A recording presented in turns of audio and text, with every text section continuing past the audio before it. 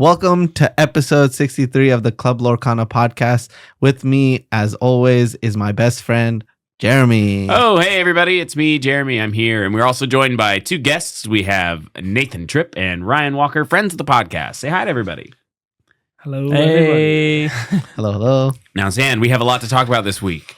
Yes, we do. We are going to start at the beginning. Very good place to start with the metagame. People love our breakdowns of the metagame. This has sort of become like an old faithful at this point. We got the same pillars as there always have been. Blurple, Purple Steel, Amber Steel. What is interesting about the metagame at this point in time right now to you? What can we say that's new, fresh, fun, revoked? Nothing's really fun. It's basically right now we have like a lighthouse, a North Star, which is Bologna, right? The top 8 of Bologna really dictates where people's minds go. And I would say the winner is Blurple. So everybody, you can't ever discount Blurple. It was 36% of that tournament. Now being positioned to be in even higher than 36%, which 36% was the record-breaking number for a deck played in a DLC. Nice. Number 2 is Purple Steel, which lost in the finals. Arguably could have won in the finals if they did not make the mistake of using their Dumbo. They had a SME that had evasive during their turn. They could have activated it, which would have allowed them to find a Yzma, which would have allowed them to find a Cobra, which puts them in lethal territory. Number 2 is what? Dogs. 2 copies made top 8, which was the highest converting deck at a pretty low percentage, which was 6%. Green Steel is in that conversation as well because there's 1 copy, and that was 2% of the meta, making it all the way to top 4. And this Green Steel deck has really blown up. I've been playing against it nonstop on Lorcanito. Yeah, I would say I had a little bit of a hand in it by being a prominent person losing to it in a CCQ. I mean, I was first seed and my opponent was 32nd seed and I lost to it. And I feel like then they went on camera, then they lost to Blurple. But basically that was the moment where the deck went from not a percentage of the room to literally 2% of the room. So this is a new kid on the block. So tell me on it a little bit. Why would I play Green Steel with the field? Well, when you look at this deck, it is 4 Mulan, 4 what's the other guy, Bobby? And why do you have 4 Mulan and 4 Bobby? Because you're trying to set up this like combo of Doc and Chromacon. And then you don't want like any more Chromacons. And then you want to just flood the field, and then whenever they deal with like a Cursed Merfolk, you pick up your Doc and you play that same Doc over and over again. So you need to clean your hand essentially with these cards. And so you're relying on that strategy, which Chromacon is a great weakness to Blurple. Sure. And so in a 36% tournament, you could get like 10 Blurple matchups and just do that combo every single time. And if your Blurple opponent's not prepared for it, just skate your way to top 4. So let's do a matchup spread. I'm playing this new fancy cool Green Steel deck. I feel like I have a good matchup against Blurple. What about against the sort of Amber based aggro decks? Am I happy going into Amber Steel Turnidogs? What do you guys think? Yeah, Amber Steel or Turnidogs? Sure. Well, they're different matchups for sure. You think that's a split for this deck? No. Were you saying like 2 different decks or 1 deck? I think when I'm considering a deck to play, when I'm thinking of my matchup against Amber Steel aggro, I kind of, and you can tell me if I'm wrong, conflate it a little bit with Turnidogs. I think most of the time if I'm good into one, I'm good into the other one. I think that they're widely different decks and they have different matchup spreads. I think that can be true for some decks. Like if you think about Purple Steel into those 2 decks, I think it's both favored into both of those decks. But if I think about like Blue Green into both of those decks, those are very different matchups for Blue Green, right? It's like I think Blue Green just beats Amber Steel like a drum, and then the Yellow Green deck can be really swingy based on Under the Seas and Ursulas. So. I agree. The reason I'm asking questions like this is because I'm trying to sort of find my place, and I think our viewers might also be trying to find their place. And I think it's really common to be like, well, I'm good against like Amber aggro decks and lump those two decks together, and I'm wondering how bad that is. Because I feel, Yeah. Nathan, why don't you give us your take and then I will bring it back together. Yeah. Nathan, hurry up, do a take. All right. My take is I do think they're slightly different. I think that you having the Calhoun is always like a tricky matchup. The thing is you also sometimes, it depends on the build of it, but depending on the version of Green Steel, sometimes they'll play Clarabelle, which can make it weird if you're playing Chromacons yourself. So it depending on which way you swing. Under the Sea also can sometimes be good in the version of Green Steel because Chernodogs has access to Under the Sea. But depending on how many characters you have that 3 strength in the Green Steel, then it's worse. I would say that I don't feel good into Green Steel on Chernodog, but then I probably feel pretty good with Amber Steel. Okay, yeah, you tie it all together like you wanted to. Yeah, I agree that Amber Steel is favored against Green Steel. And I would say Purple Steel is also massively favored against Green Steel because cards like Curse Merfolk get completely blown out by cards like Fire the Cannons, right? And so you have access to those. The problem with Dogs in that matchup is they get to play a little bit of the control role. Louis is a card that's like pretty much bad against every deck in the format except for Dogs. And so you end up in like this weird situation where you have cards that are really polarized against you, but you're like wondering like why is this person playing this deck? Because it lines up so poorly against the rest of the format. Essentially, the whole tournament is about what your matchups are, right? If you look at every single deck has Kryptonite right now, right? Let's start off with the top of the wheel. Blurple. What is the Kryptonite for Blurple since you played Blurple? It's pretty hard to beat Dogs in a lot of contexts. So I would say Dogs is your number one Kryptonite, right? Yeah. You play Blue-Green. What is your Kryptonite? My Kryptonite as Blue-Green. I think your average person would say it's Purple Steel. I agree. But I actually don't think it's that bad. But I think that if you were playing against Tiago, like think about it like sure, the best person is playing against you. Yeah. It's not a good match. That probably your toughest match. Exactly. So you played Dogs. What would you say is your Kryptonite? Purple Steel feels pretty bad, but then like if we're talking about the Green Steel is in contention, Green Steel like I absolutely hate. Yeah, I definitely hate Green Steel more than I hate Purple Steel. Mhm. I have 100% win rate against Purple Steel playing Dogs, but I actually think that the real boogeyman for that deck, the real Kryptonite is Blue Green, a version that can Under the Sea on turn 3. Sure. Mhm. Right. So now, like when you're looking at it, like yes, we like to play versions of decks that are good against specific targets, but the vast majority of people are still playing like these like hyper good against specific matchups decks. Mhm. And so we have this Kryptonite feeling where no matter what deck you're playing, you're gonna run into your Kryptonite. So like my 2 losses at playing Dogs in Bologna, right? The only 2 decks I lost to, Blue Green. Right? That was my Kryptonite for that tournament. Mhm. And I was like, dang, if those 2 were Blurple, which it was way higher chance to play against Blurple than it was to play against Blue Green by like 20 something %, it would have been, my tournament would have looked a lot different, right? And so essentially every person is trying to do the perfect matchup spread. So when you look at the person who won the tournament, Blurple, we saw on Twitter that they posted their matchup spread from the beginning to the end. And Nathan, do you remember how many times the Blurple player played against a deck that you would say has the Kryptonite again for them? Yeah. Against them, I was thinking of all the good matchups they had. I don't even know if they had played any of their Kryptonite, or maybe like once. I think that they played it once. What I meant was the opposite, actually. What I was trying to say Yeah, was How many yeah, times yeah. did they get to play against Purple Steel? Yeah, It's sort of like exactly. the big headline. It was like and Purple it Steel's was either 6 or Kryptonite is 8. Blurple. Right. It was like either 6 or 8 out It was of 8 times.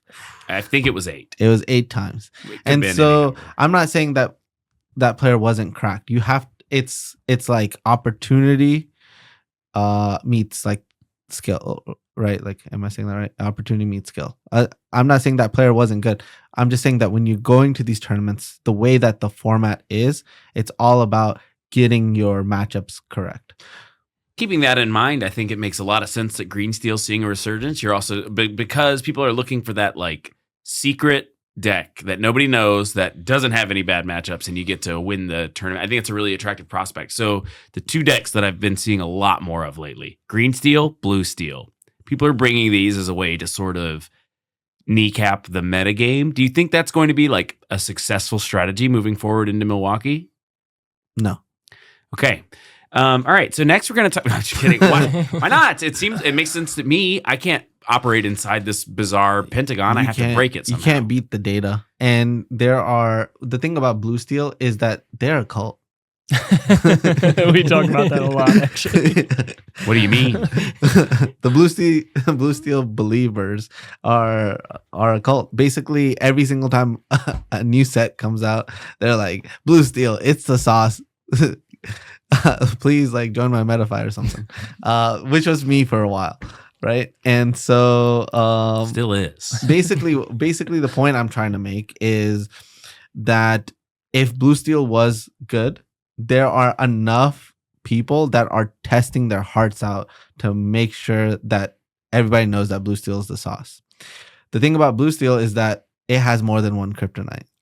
It's weak against Purple Steel and against Blurple.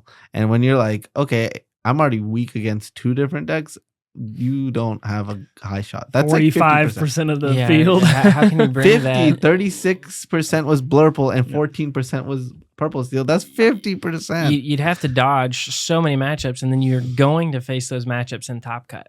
Like, right, that's like 100% you're going to face one of those 2 decks. Exactly. And I don't even think it has a good matchup against dogs. Every time out of all the steel decks, I'm like, please put me against a Blue Steel. Sure. Please. You One just least ramp equipped into to beat dogs. So Yeah. you're like, shift that Jasmine. You're not worried about their Vincenzo Santorini? It's so late. Too late at that late. point. You're like, Yeah. I've already probably won. It's like, okay, yeah, deal with your 03 lady. And you're like, okay, quest for 20. They shift Jasmine on 2. They Pleakley it on 3. They got Vincenzo coming in 2 more turns, man. To kill one target. But they killed Of my they had to 7. sacrifice their own Jasmine shift line to ramp themselves twice. That's actually genius. Santorini. Santorini. I actually think that this deck might have a solid chance in the next meta. He's got paper clips, big ones. Anyway, let's talk about, what about green purple? The green purple is unsurprisingly one of my front running decks right now. I think I'm like as likely to play it as something like Amber Steel at this upcoming DLC. I mean, yeah, you love the idea of I would say that's your kryptonite is you love the idea of being able to walk into a tournament with something super broken, right? And I also do, I was but about to say, I think everyone at this Yeah. table likes that feeling. but I'm a realist, right? I will take the deck and I'll put it through a gauntlet. If it doesn't pass the gauntlet, I'll move on. But I feel like you won't, right? Isn't it Gantlet? Sure. Gauntlet. Yeah, No for sure. way. It is Yeah, I think- Gauntlet. I We've think gone it is over Gantlet. this. I'm gonna keep calling it gauntlet. It's definitely Gauntlet. That sounds so much better. I don't care if it's wrong. I don't care if it's wrong either. It's one of my favorite things to do on this podcast is go, isn't it Gantlet? I just think that's so funny. What if we could make it better? That's what people are working on right Oh. now. They're trying to make the deck better. They're added Heffalumps and Woozles. This might be like a... A huge litmus test for me is like, okay, right now on Lorcanito, I'm sitting at number 1. No. Hitting number 1 this season was the most difficult season because the way you are going to hit number 1 is you're going to lose a whole bunch and then you're going to win a whole bunch and then you're going to lose a whole bunch and you're going to win a whole bunch. Why? Because you're getting good pairings and then you're getting bad pairings. All about the matchups. This can't be the message of the pot. It can't be just like, hope you get good matchups. In that case, I want to play green-blue. Here's Well, why. I'm- I don't like losing to aggressive decks, and I'm fine losing to Blurple. Really? So I'll play green-blue. Losing to Blurple doesn't feel as good as you'd think it does. It does not feel good. It's supposed to be what we're supposed to be farming. I've done it the most. And also, it was what we were supposed to be farming 4 weeks ago, and then they figured it out. What do you mean? You're the person that we've been farming. 100% win rate against Blurple. 100% win rate against Blurple. We just only played against it twice. The person who won the tournament, the person who got second, no, the dog's opponent, one of the dog's opponents who made top 8, posted that they played against Blurple like 10 times. Nice. And I was like, in day 1, they played against it more than all 3 of us combined.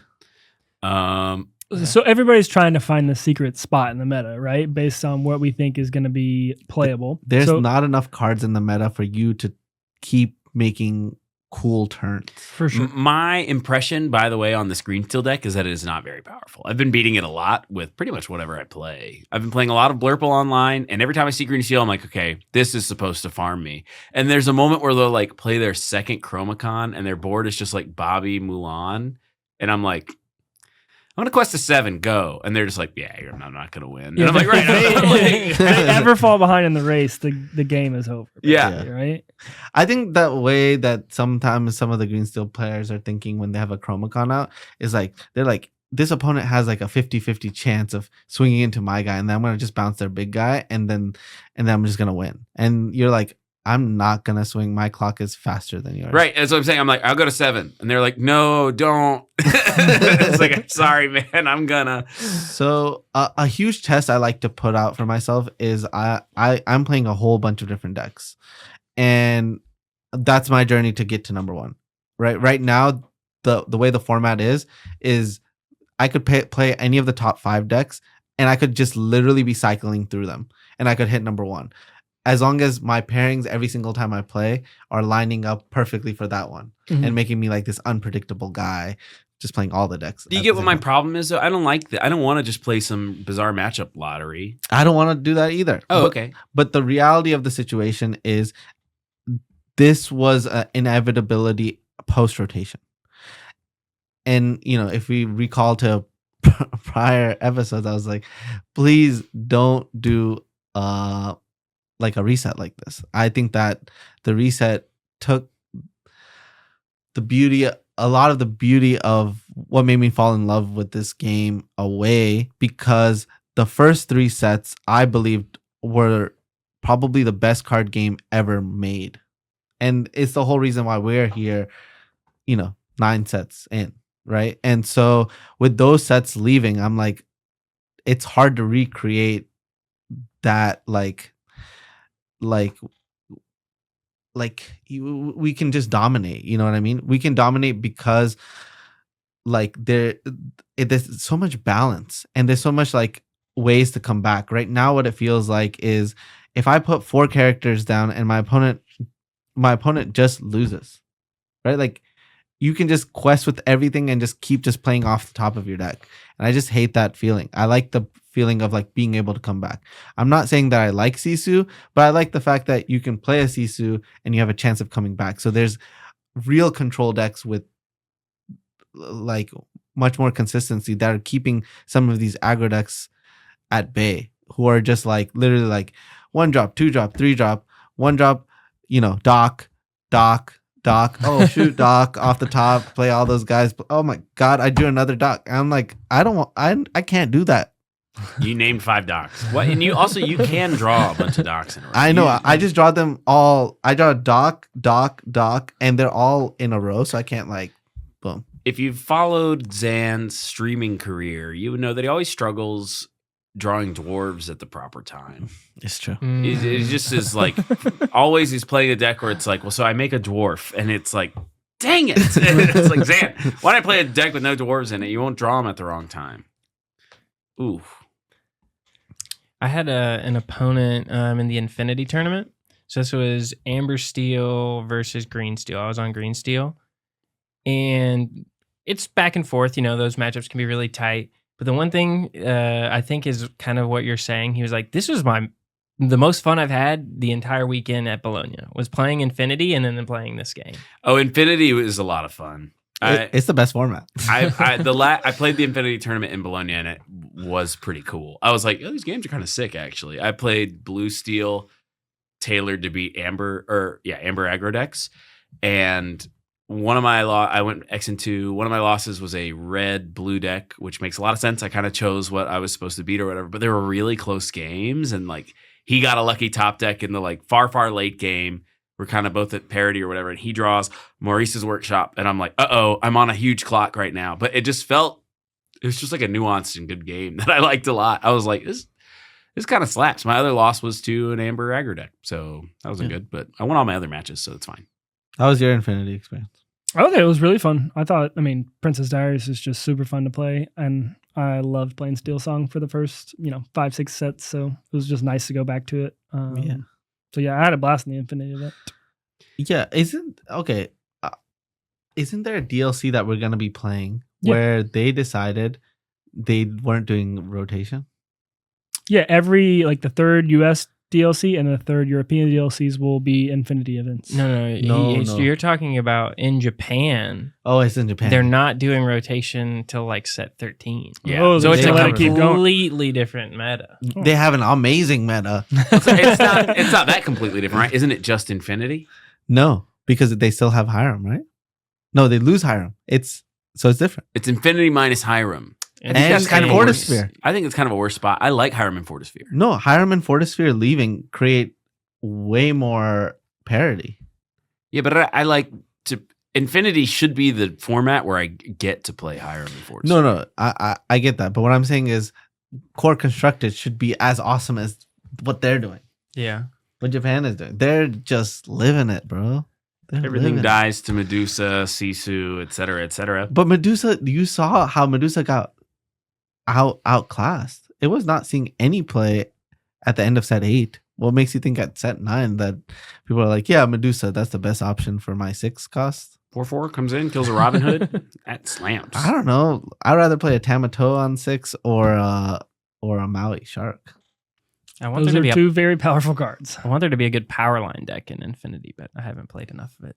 I feel like I mean, with Pete, it's gonna be really difficult. Yeah, true. Oh, Pete. Well, I'm tirelessly working, so let's talk about what I'm going to bring to set championships this weekend. What are you taking? Green, purple, easily. Okay, can you explain why? I'm trying Maleficent 3 out, Okay, which I think is going to solve all of our problems. Could you No. tell the user what is Maleficent 3? do? Yeah. Maleficent 3, it's a 3 inkable, okay, 04. It's a sorcerer, and it's storyborn. okay. Whenever it quests, you gain 2 lore. In addition, you can discard a card to bounce an item or character that costs 3 or less to the owner's hand. But it's an 04. No, the problem is that it doesn't get in combat because whatever was going to hit it, you just put back in their hand. But you had to discard a card to do it. You get to cast a Mother Knows Best for free, and the card you play wasn't Mother Knows Best all the time. It's not that you it's what you're doing is you're singing Mother Knows Best. And gaining 2 lore. Yeah, that's it. Yeah, it's a good way to. That's think pretty about good. It. Yeah, it's actually No, not. it's not. It's terrible. What do you mean? Characters sing Mother Knows Best all the time. It's terrible. Come on. The whole format is built on being able to deal with 4 toughness characters early on. Why? I'll tell you what, putting it Daisy in their Duck. hand deals with it. Okay. So basically, that card only works if you played an Amethyst Chromacon on turn 2. Yeah. If you don't do that, then you're just like, Yeah, because then you get to do it for free the rest of the game, basically, it feels like. You're Yeah. not losing a card. It's net neutral. yeah. But I also just think, like, for example, if you're playing Amber Steel or Purple Steel, you're giving them so many great cards that you're like, oh my God. I don't know. I just keep playing. One of the tests that I was talking about earlier is I play Green Steel and the Purple Green a lot online. And every time I play against them, I'm like, yes, free win. I will say this about Purple Green, not getting any favors done to it by Green Steel's new rise in prominence. That is probably a nightmare matchup. Green Steel is a nightmare matchup. It's awful. I was trying to play it. I was like, all right, I'm going to try to sip the Kool-Aid. And the first 2 decks I play against are Green Steel. And I was like, how do I beat this? That is deck? unlucky. You can't really beat Kill that your deck. Cusco, kill your guy. They're like, You I never play get to Chromacon. shift. They're like, I'm like, how do I? And my Chromacon does nothing because they also played Clarabelle and killed my Chromacon. Yeah, the ability to interact with items is really bad for Green Purple. Additionally, characters having ward is pants. Okay, You really so- can't have them having ward characters. So remember I was talking about the gauntlet for the deck. One of the decks that I felt like was a problem for Purple Green was Blue Green. Mm-hmm. Do you think that's one of its kryptonites? Blue green's not great. And so then what about green steel? Green steel's not great. So There's a green. so talk to me about what are the good matchups. Blurple's like a 100% win rate. It's like a buy. Okay, so you have Blurple. Yeah, that you win every time. And how do you feel about purple steel? It's fine. I liked it. I like it. Okay. I feel like I have like 100% win rate when I'm playing purple steel against Green purple. green purple. No, yeah, we should run it. I think that your green purple opponents are terrible. I think it's actually good. The next I will say episode that- of I Club will say Lorcana that- will just be a showdown. But of green the purple deck decks. is complicated. So I would say that people. But what if I'm playing purple green? I'm trying to figure out what is the good matchups. If Yeah, 36% is good but 64 is bad, I'm not sure if I feel I think great. you're good against Turnidogs. You're good against But that's 6%. Amber Steel. You think you're good against Amber Steel? Yeah. What if they fire or sing a strength on All like of one of your the ship all of the targets? players that converted their day ones that played green purple played against Amber Steel 3 times minimum. They won every time. I think Amber Steel's good, frankly. Interesting. Did they not play Pete's? Pete doesn't matter that much because your like shift guys are really good against them. Yeah, you have a lot of stuff that doesn't use your songs. Yeah. And then they can't Pete forever. So like, eventually you like kind of get them to parity and they Pete and then they're at 15 because you're killing their guys every turn. And then you're like, now I think that it was a information thing. well, that's probably still going on. No, it's not. Everybody's playing purple green online until they lose enough to stop playing it. So Are you guys not playing against purple green online? I'm not. I have. I'm not. I've played against it probably 10 times. No. Yes. Oh, okay. Do you guys want to play a game of higher lower based on Bologna into Milwaukee? So we'll say an ink pairing, and then Ooh. we'll Oh, all sure. I like put this. a thumbs up or a thumbs down based on if we think the representation in Milwaukee will be higher or lower than it was in Bologna. Let's Sound do it. fun? Yep. If somebody has a different take, they have to defend their take. Yeah, great. Ooh, I like this. Okay. Start at the top. All right. The big elephant in the room was blue purple. It was how much percent in Bologna? 36. 36% in Bologna. Will it be higher or lower in Milwaukee? 3, 2, 1, go. Everybody says Ooh. lower except for Zan Syed for those of you that are listening, not watching. So Zan this Syed is says what I higher. want. Everyone says lower. So Zan has to defend his take on blue purple being higher than. I mean, people And I'm just writing these down, so we will be able to revisit this, folks. people just care about the winning deck too much.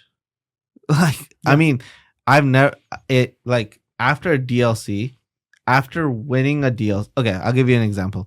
I played Green Steel in Vegas. Mhm. It was 6% of that room. Was it higher or lower the next It tournament? was much, much higher. Yeah, Okay, for sure. so now let's keep retracing it back. Let's go to Dallas. Ed won in Dallas with red purple. Did it see more or less play in Toronto? I don't recall exactly. That's actually not a fair Probably comparison because Bucky got nerfed. Changed the room. Yeah. Yes, but red purple still did see a lot of play. Red purple was, I think, still the most played deck. It still saw more play than green steel. My counter would be that green still had a lot more room to grow than blue purple does, right? Like if green still wins and was at 6%, it's like a no brainer. It's obviously going to jump to 15 plus, and then blue purple at 25. Do you think that Blurple people are abandoning their own deck? Maybe. No way. Yes.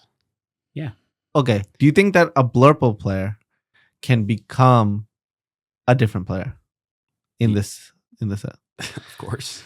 I mean, I would say Jeremy's track record is that he played Blurple every time. He goes back to Old Faithful, doesn't he? Exactly. So, It's so I nice just think ranking. that Blurple players who invested the most amount of money into a deck are not leaving their deck. And I think that if anything, when you're going to a DLC, you're willing to invest more money. And Blurple just won the tournament. So I just believe that, people are going to borrow cards, whatever they can, to go to Milwaukee to play the best deck, which is Blurple. And it's hard to argue against you have the best turn 3, 4, and 5 in the game, right? Genie into Elsa into whatever the rest is really hard to beat for a lot of decks if they have, for example, a stumble. If Turnidogs stumbles, they mulligan into like too many tramps or a lady that they can't play. You got to admit, that's a win for Blurple. They're going to win that game. No, I never lost. That can't be your response to everything. That's insane. What I'm saying is I've never seen a I've never seen a dogs player that is Nathan or Zan lose to Blurple like that. Oh, you guys might just be getting super lucky. How about that? No. All right, I've- let's I've- keep it moving. okay. We did Blurple. Now we're on to Amber Steel because it was second in Bologna, right? It was Yep, 19%. 19-20%, right? Do we think it'll be 19.28, I think. higher or lower in Milwaukee? 3, 2, 1, go.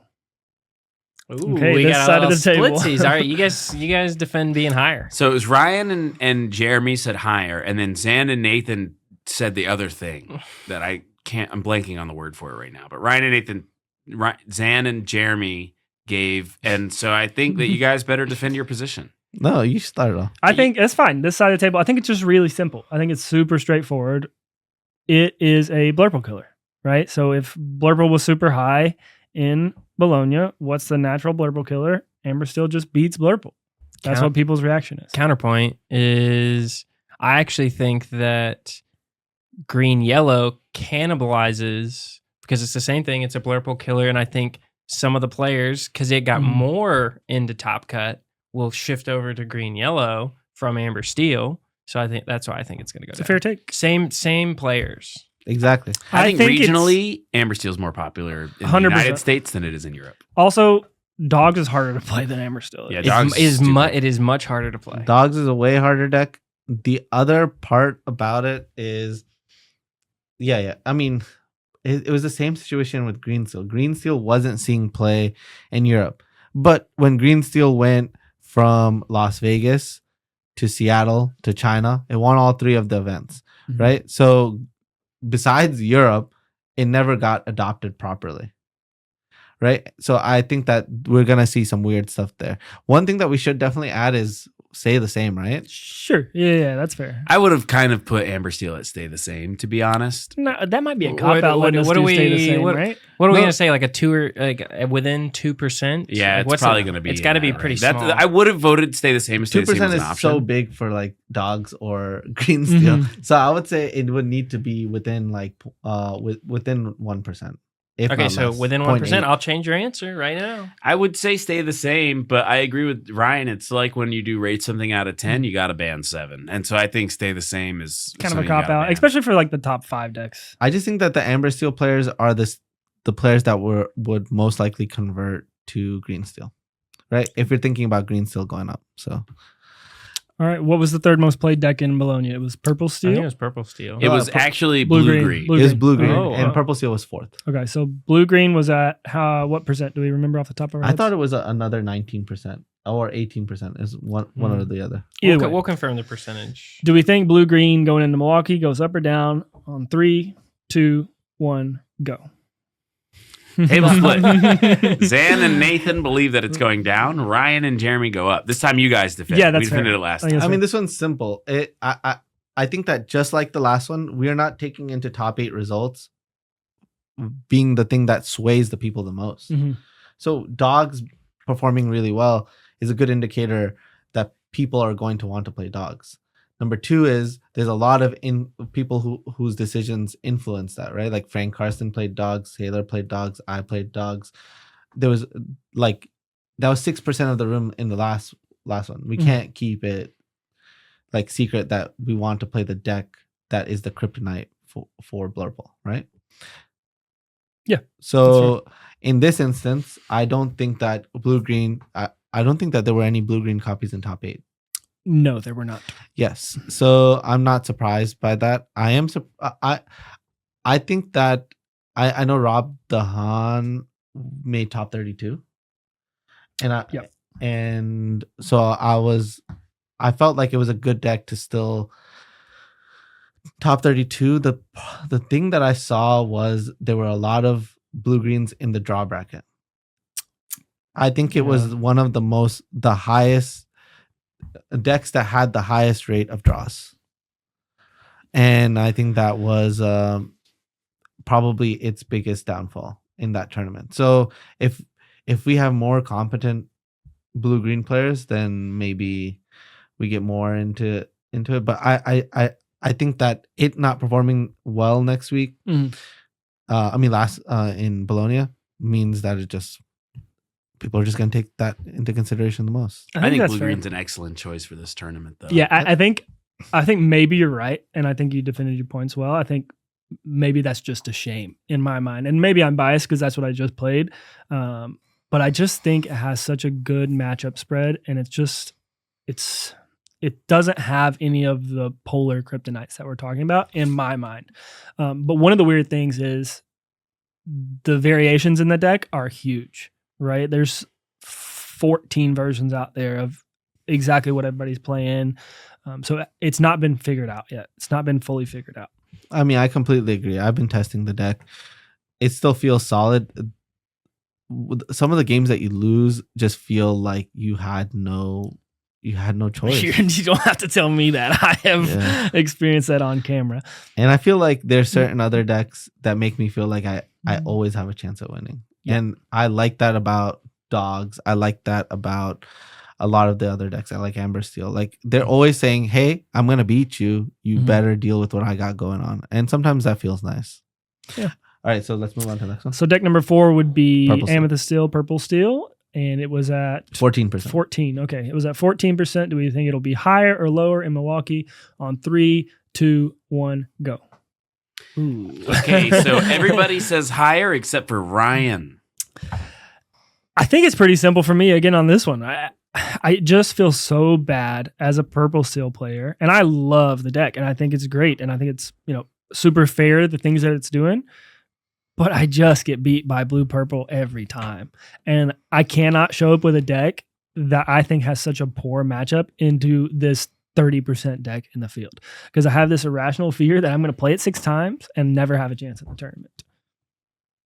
Yeah, I mean that's also my biggest fear, but I also think that the Purple Steel people are kind of cultish, and Tiago's been winning with it, and Tiago did what, top 16? I think it was top 16. Yes. Yeah, so top 16, which is another great result. That I mean, he's basically topped every single tournament.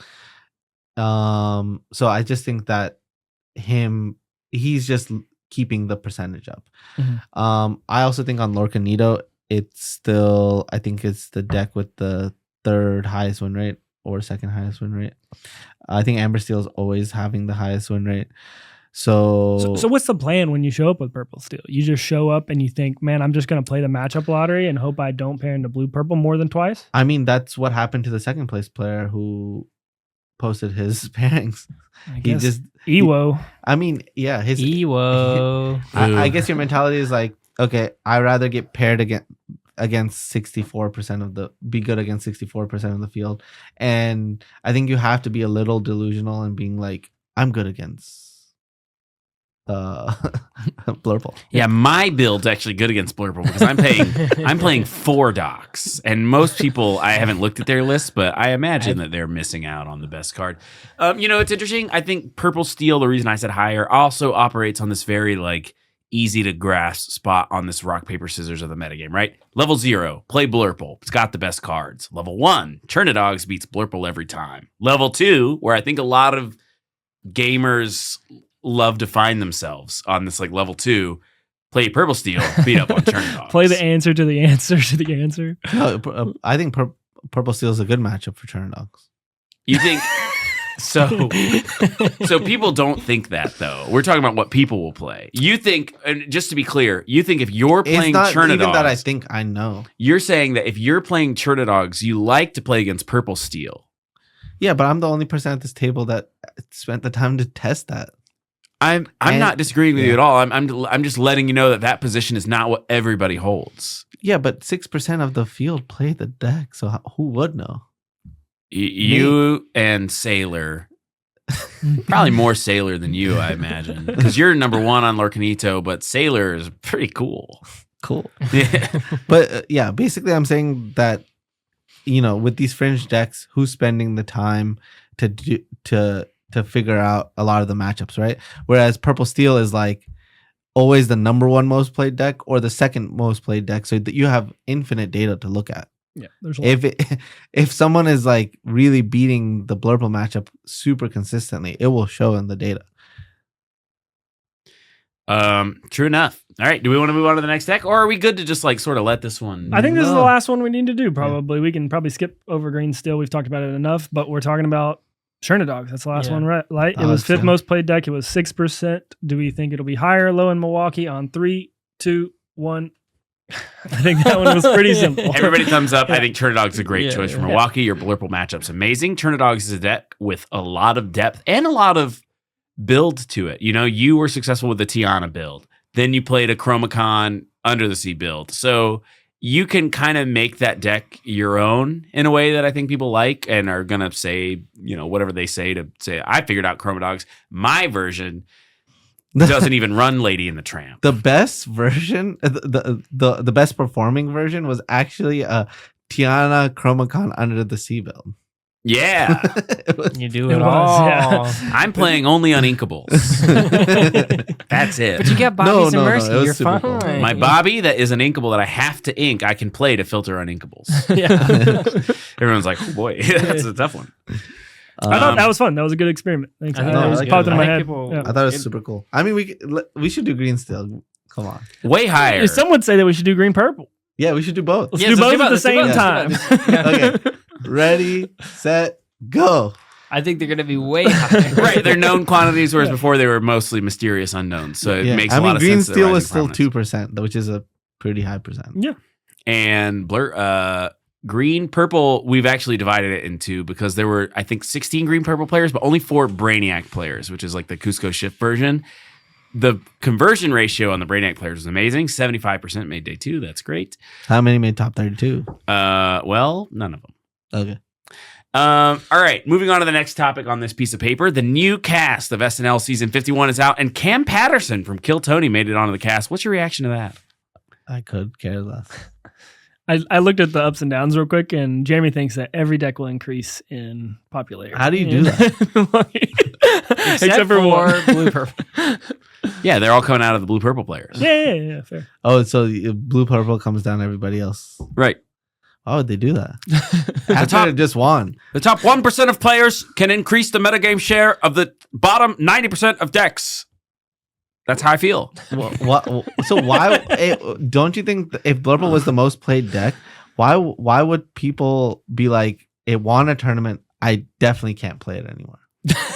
I think that people are experiencing what it feels like to be tuned towards in a metagame. So if you show up at your local Blurple or like your local metagame tournament, that was stupid. Your set championships, and you're playing Blurple, you're going to have a new experience, which is before you were playing all the best cards and winning all your matchups with your ability to play Finders Keepers. That was a lot of fun. Now you had a really weird day. You played against Green Steel, and that seemed tailor-made to beat you. They had word characters and Chromacons. Then you play against Chernadogs, and you didn't have a chance against them. They were like shifting ladies. They were reanimating Lilos. They were tricking on you.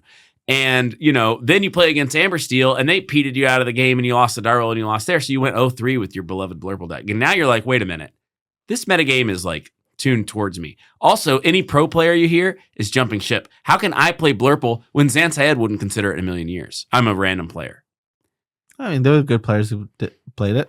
Moyen and I played against each other. He was playing Blurple. Moyen was playing. Who won? I did. Oh, interesting. Where are you playing? Dogs. Right. What was Didn't that make him leave the game of Lorcana now? No, Is he- don't say that. but you see what I'm saying? If you're like a person who consumes Lorcana content, you're trying to do well at the DLC, you're going to notice every single pro player is jumping ship from Blurple. They're not playing it anymore. All of it. None of them. None of them. Really? Yeah. Like, who's a prominent player that's on? If you're like, what about Habibi? What about Pandemonium? What about DKP? He's not on Blurple. Oh, what was he playing? Right. What about Ed? He's not on Blurple. What did they play? I don't know. I thought they were all playing Blurple. I don't- Well, who I knows? don't think that's true, but Yeah, I think that they were playing yeah, I think they Blurple. played- What about Tiago? He's the new hotness. He wouldn't touch Blurple with a 10-foot pole. He's only played Purple still. Sure, but like If it ain't broke. I think it's interesting. I think that players are going to massively jump ship from Blurple and play these other decks. So I think my matchup spread actually makes so much sense. he's happy with it, folks. You heard it tried here. to act like I just wanted to see if anybody had Okay, so after Some kind of weird when thing going on. everything's said and done, we're gonna come back and we're gonna see if this was real or not. yeah. Yeah, And absolutely. I That's feel why we're fine done. about my first of all my consistency. They were like Jeremy increased everything. Obviously that would make sense. And they're like, actually he took it out of Blurple. Yes, people are going the to only way to be and up on everything populate is to be down on Blurple. Yeah, Right. I agree. I mean, that would be a first. because the French That would be the decks, first the red time. steels. That would be the absolute first time that a deck won a DLC. People were like, "I'm not playing Not that." for me. I don't want to win. This is a piece of crap. Best turn 3, 4, 5 in the game, and you're like, I can't do it. I feel like this is the easiest bet in the world to win. Yeah, well, I need money really bad. So give me 10 to 1. I just got a new job, by the way. The economy's not good. This is the third new job since we've started. Well, this is the fourth new job since we started this podcast. Third new job since I started my space. Yeah, dude. Economy is bad, but this is a podcast about Lorcana. Do you think that the new SNL cast being so chopped is a recession indicator? Bro, our podcast is gonna tank at this point. Everyone's gonna be like, "I'm signing off right now." Speaking of spoilers Ooh, for yeah. the new SNL Let's talk season, about that's some. not what we're talking about. We're talking about spoilers that came out. Some very interesting cards From So- Amazon. and Whispers in the Well. So Whispers in the Well, the set that they claim is going to save limited, boasts a new interesting mechanic. It has Boost, a mechanic where you can pay an additional, or you can pay a cost while a character is in play and move a card from the top of your deck under the character, giving it some kind of bonus. For example, you have a Beast, 3 mana, 3/2, has Boost 2. If it challenges a character and it's boosted, it does a drain. They lose a lore, you gain a lore. interesting. Interesting stuff about the mechanic Boost is putting cards under cards has unique consequences. Cards move together in this game. So if you boost your Beast every turn and then use it to sing a Mother Knows Best on itself, you draw all those cards, which is neat. There's also the implication of if they Hades your double boosted guy, they've ramped you 3 times. Zan, what's your hot take on the boost mechanic? And there is a 1 blue ink put a character in your inkwell card. Right. So you could boost your guy a couple times for super cheap and then pay 1 blue to put all that in your inkwell. That's like is that something? That seems like a really cool late game mechanic. Pleakley, your boosted guy to put all 3 in the. Yeah, I mean, I do think Pleakley is getting a lot better. Interesting. So yeah, boost. People are high on it. I think this is an awesome mechanic with a lot of added complexity. Some detractors of boost are saying like, what happened to locations? Did you guys quit making those? Do you guys just make a new mechanic and then abandon it? I feel like there was a lot of room left to explore with locations, and boost could get treated the same way. What are your thoughts on boost? I think Boost is super skill intensive, amazing design. Honestly, I want it in the game right now. What about the criticism that it's just kicker? I think that people who play Magic can make an argument that everything is just kicker. I don't know what that means, but it seems like all of these boosts are going to have very different and individual things, right? It's not just create a 1/1 token. It's boost and do this mechanic to Beast, and then boost and do this mechanic with green card, right? It's like, it seems like it's going to have enough variety to not just be token. Yeah, I agree. Great. Anything else before we wrap up Boost? Can't wait to see what they do with Boost. And then things to look out for is if they let you boost other characters, not just characters with Boost, a lot of stuff starts getting a lot better. The new Mickey and the hero Hamada sort of are clamoring to have somebody under them. Yeah. So cards like that could get better with introduction of like the boost mechanic. I mean, I just feel like it's hard to get away from this. Boost seems to be favoring, green, blue, purple the most. Yeah. Purple just has access to everything.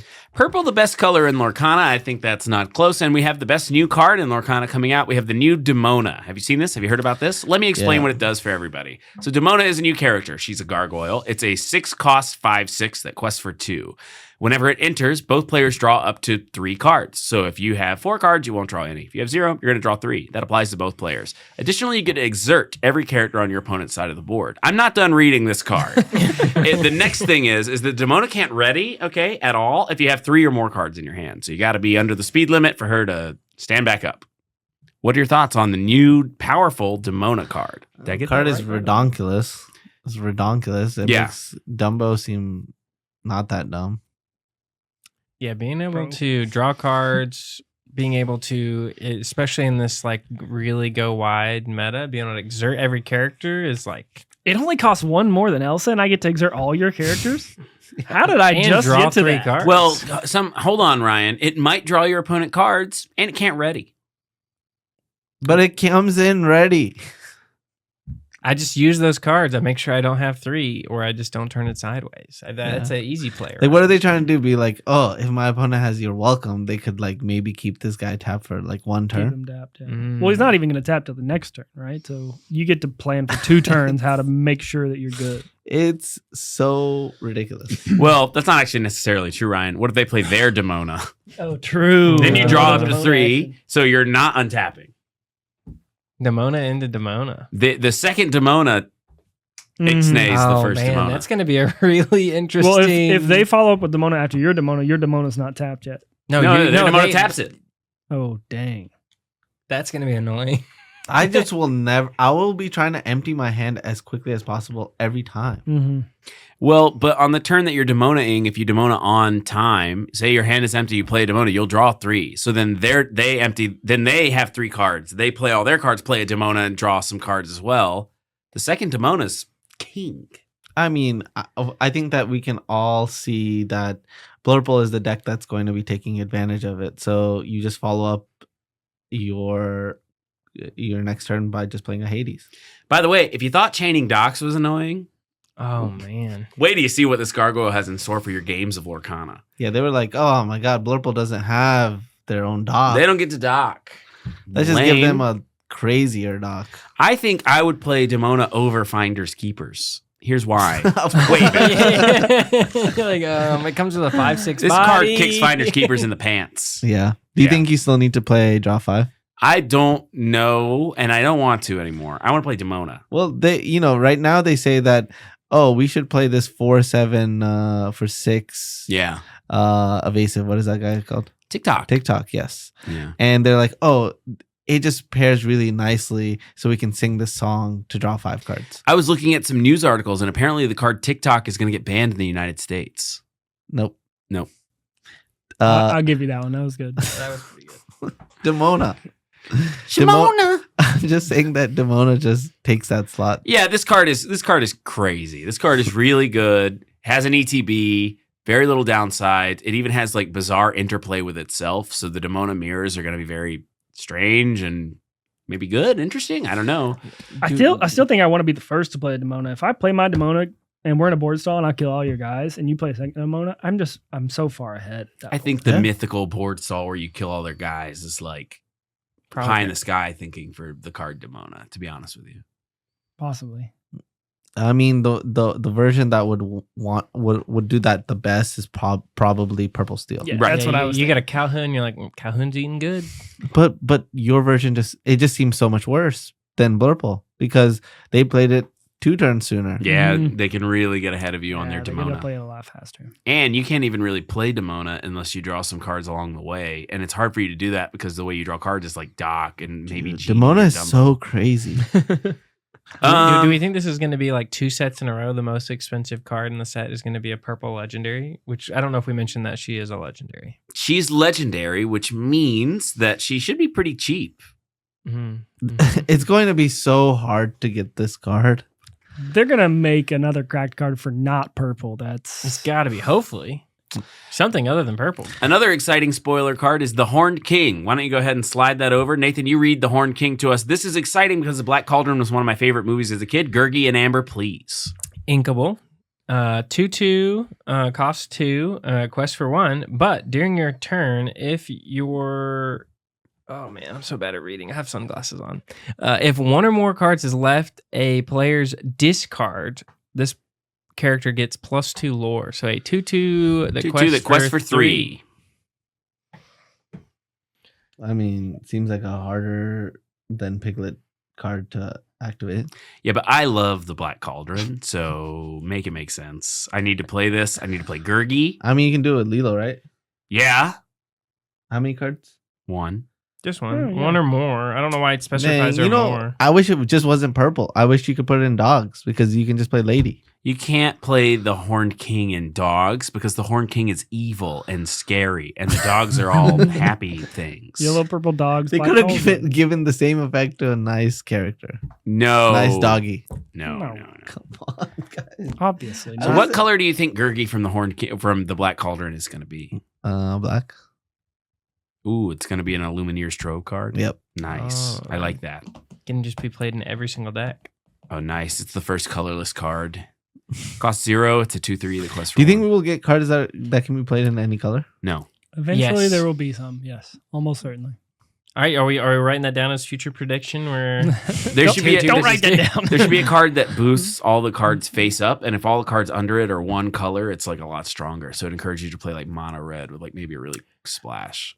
I think there were some spoilers for monocolored something, but I don't remember the card. There I want was. monocolored enablers.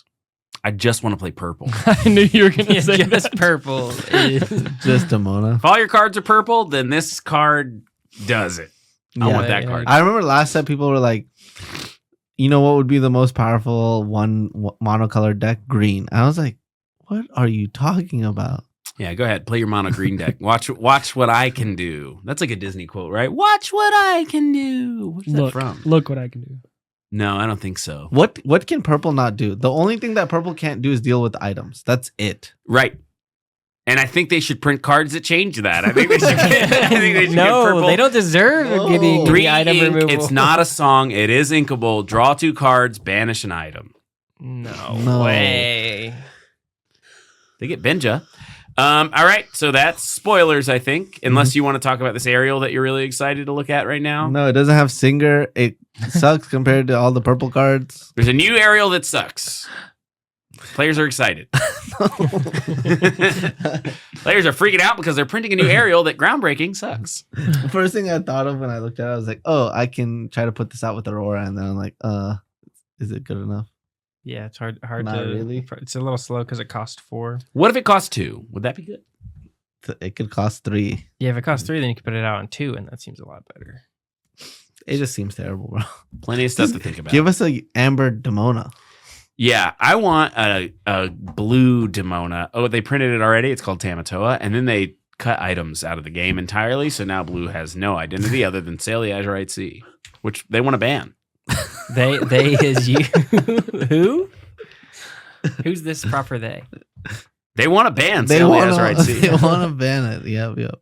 Okay, so speaking of strong cards, Democrats? and Demona, Democrats want to and ban you Sail the mentioned Moyen. There was some big news this week yeah. for him, and Yeah, congratulations to Moyen for accepting his job at Ravensburger as a designer. yeah, I think it was a game Game dev. Game dev. dev. Was Cool. what it said. No, that's Developer. awesome. I just Okay. imagine him and DeCandio locked in a room, staring at each other for hours and hours.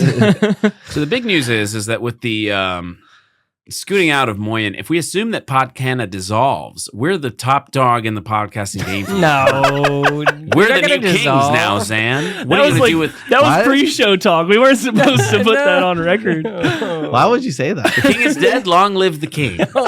And it's me. Sorry, Kawa. That's the wild, bro. How do you feel knowing that I'm on top of the Lorcana podcasting game right now? I don't know, dude. Comment what you I think I'm- about Jeremy, not us. Yeah, I'm not a part Yeah. of this talk. They'll obviously find a replacement Yeah. for Moyen and keep the train rolling. Yeah. That was my number one podcast that I got into originally was Podcana. So yeah, I'm Before excited. you were a friend. I hope it's Spessy. I think it's I going to think be Ari Matty from the Kill Tony podcast. That would be crazy. That'd be wild. You're like, whoa. They're like, first a guy went to SNL, now Podcana. When has the Kill Tony podcast gone too far? Thoughts? They have a podcast. Kill Tony. Kill Tony is a podcast. Oh, cool. Okay, so if That's we a had podcast? to, okay, so, I thought it was a show. No, I mean it is a show in that it's a show, but it is a podcast. I That, don't like, think it's a podcast. they announce the beginning of their show every week by saying we're the number Okay. we're the number 2 live Kinda recorded real. podcast in the world. Okay, so what's the next topic? okay, so if we, so Moyne is starting there. Oh, And so if we had like anything that we were like, hey, could you do something for the game? Moyan, can you please make Amethyst stop giving all the cards to Amethyst? Give us some better cards, please. Moyen's cards won't actually be available until the next rotation. So Oh my god. Well, we know he likes blue steel, right? So Blue Steel's gonna be strong. I think finally. blue Yeah. steel. I have no imperative. all of my thoughts in the game are like terrible and just are what I want to do. Moyen, give us another version of Develop Your Brain where we look at the top card, we can put it on top or bottom, and then we draw a card. Can we get some good items? Yeah, I mean, I think that if Blue's identity is tied up in items, it's a little bizarre that there are none right now. In the I think format. we're about to get a bunch of locations for Green. I think that's gonna be their new identity. They're going to be like the locate. Well, I think Goofy. Ravensburger wants to forget about locations. No, No, they Goofy. just printed the Goofy card. Goofy. No. Yes. Oh, good. You know the Goofy card? Yeah. What does it do? Okay, so it quests for 2, Mm. It does. and then you can move, No, I No, don't it think does it not. does. and it's a 1/4. no, Wow. it's a And you can 2/2. move all your characters to a location. No, it's a 2/2 for 2. Okay. And I think it says when you move this character to another location, you can move another character of yours to that same location. No, For free. to another location for free, and you draw a card. we need I need locations to to, make let- that possible. Yeah, definitely need locations. All right, great. So, Moyen, you heard it here first. Make that Goofy again. No, we have the Goofy. We need locations. Make a 2-mana 2/2 Goofy that moves. no, characters we around have and that draws already. cards. We need the next part. Just make it again. And name it Gurgi from The Black Cauldron. My Okay. favorite movie. Great. Okay, so thank you for everyone for listening, and also thank you for coming up to us at these events. We have something right in front of us. Yeah, What is we this? got. Is this German? Rugen. Wasn't this Fisk. given? This was given to This was Jeremy. given to me. This is German. Okay, thank Why'd you. you tell us about it, Jeremy? Okay. How excited you are about Somebody it? came up. They were super excited to meet me. They said they loved the podcast and they gifted me some tinned fish. Tinned fish, something I'm super passionate about. I accepted it gracefully, but then they saw me after the event and I had to confess that I have somewhat of an aversion to eating tomatoes. And this is tinned fish in a tomato cream, which pretty much nauseates me to think about. But I don't know what the butt is. the but is you're still going to eat it on the podcast? No, that's not going to happen. If I ate that, I would throw up. No, everywhere. you're not No, you eating wouldn't. it. I've seen you eat tomatoes and you never throw up. I did throw up that time I ate tomatoes. Okay. But We're not gonna there make are you. 4 forks, and we're only going to use 2 because I'm also a problem because I'm vegan. Yep. So he can't do the fish part and he can't do the tomato part. Ryan More and I for can us, do this. baby. So all 4 of us are going to sample this new tinned fish, except for just Zan and Ryan. All right. Well, thank you, and I hope it's not poisoned. Yep. And we're bringing in some guests to sample the tinned fish. Everybody, welcome Cam Patterson and Marco Rubio. Fabio, do you want to try some fish? Nice. Get in Nice. there. Fabio, you come here. Well, that's a lot of tomato. I can't be here. It's You a come here. strong tomato can there. All right. All right, here we let's go. just get All in right, there. I'll Yep. see you guys. Let's do this, bro. Yeah, you can step away, Jeremy. Oh, it looks really good.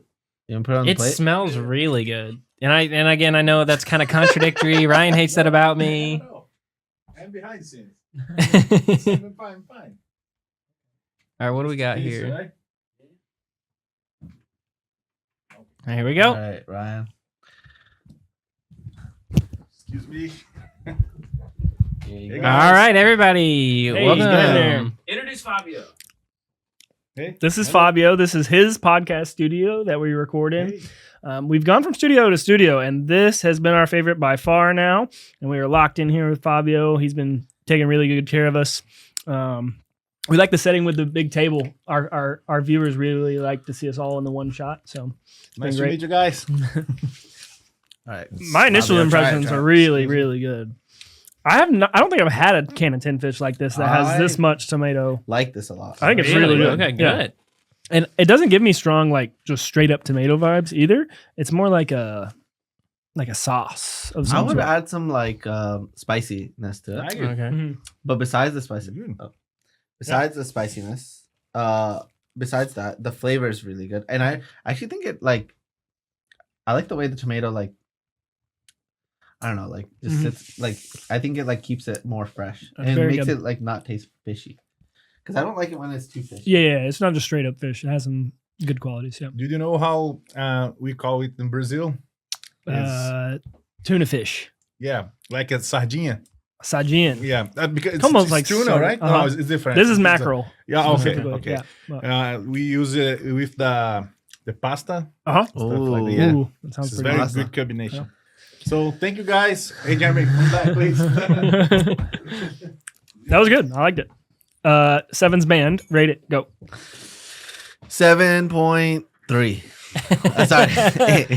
I think it gets to the 8 category for me. I'll I think give it gets an in 8 there. too. Yeah. I'll give it an 8. It was good. I just wanted to say 7. We're gonna pull this away from Jeremy so the smell doesn't get to I love a mackerel fillet. I like 10 fish mackerel fillets. They have usually a better, in my mind, depth of flavor, and I like their texture a little more than something like sardines. Can you comment on the texture of the mackerel?